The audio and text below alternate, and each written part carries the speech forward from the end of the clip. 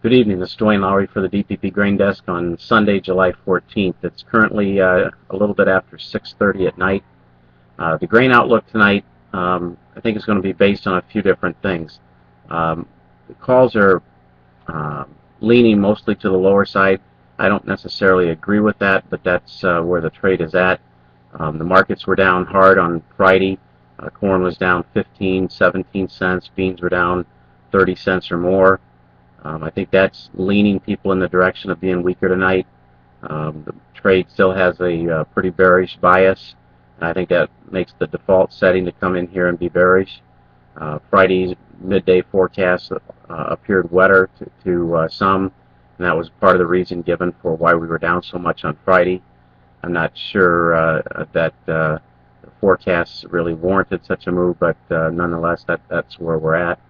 The forecast today looked to me to be more concerning than the slightly lower calls and expectations would seem to warrant, in my opinion.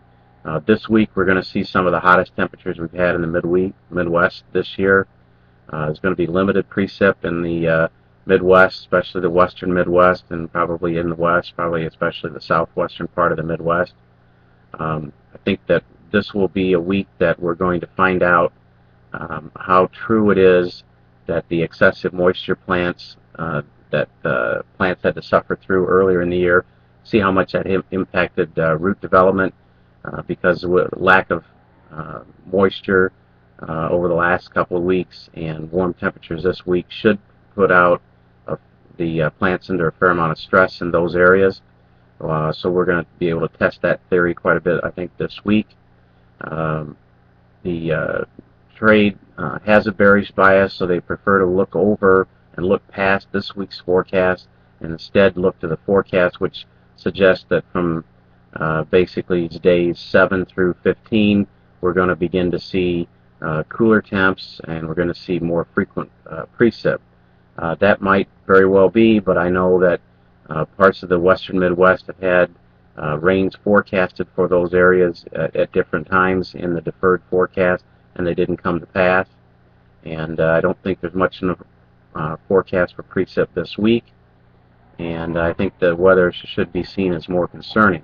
I also think it's important to put things in the proper context here. The trade has been and is bearish. We came in a week ago and everybody wanted to be negative, looking for the markets to start lower and be under pressure, etc. The lows for the week last week were made on the Sunday night opening. Corn rallied 40 cents, nearly 40 cents from those opening levels a week ago until the highs for the last week were made. We finished probably, probably about 20 cents off of the Sunday night low by Friday's close. Beans rallied significantly from the overnight levels, probably 75 cents almost. By the time the week was over, we were up about 30 cents for the week from the Sunday night levels of a week ago. You still have a situation where there might be shorts trapped under the market here. Technical conditions should encourage buying interest to develop here on just minor weakness. I wouldn't think you'd get much follow-through, or certainly not much sustainable follow-through to Friday's weakness here. I think when you look at it from a fundamental perspective, on the corn side, you've got demand building for new crop supplies. You've got global wheat prices trying to stabilize, maybe trying to firm up a little bit. When you look at the beans, the fundamental side, I think you got most people are willing to give the soybean market a little bit more respect from the standpoint that they see USDA yields as relatively optimistic that they're carrying in their working balance sheets. They see acreage as still an uncertainty and think that U.S. acres might still be overstated. And when you throw all that together, it doesn't take much of an imagination to create a carry-out scenario that might be worthy of or might, let's put it this way, may not justify soybean futures at sub $13. So it might still justify them at current levels or even lower by the time we get to harvest, but there's still a lot of growing season here. There's got to be some level of what if premium built into markets here, and I don't think we have a whole lot of that right now. And I think the price action is set up in such a way that it won't take much additional turnaround from Friday's losses and we're going to generate another wave of buying and short covering activity. And I think the weather forecast offers enough concern that we may see some action this week similar to last week, from the standpoint that early week weakness found on Sunday night, Monday may not have any follow through or translate to weakness as the week unfolds. So let's go with mixed opening calls here tonight.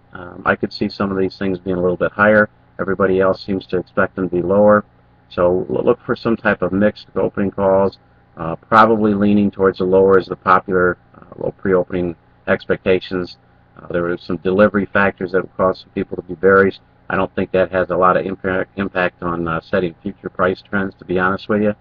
But look for any weakness here that we find tonight to be limited, lacking follow-through, and I wouldn't be surprised to see prices turn around here quickly as the week unfolds. For the DPP Grain Desk, this has been Duane Lowry. Thank you.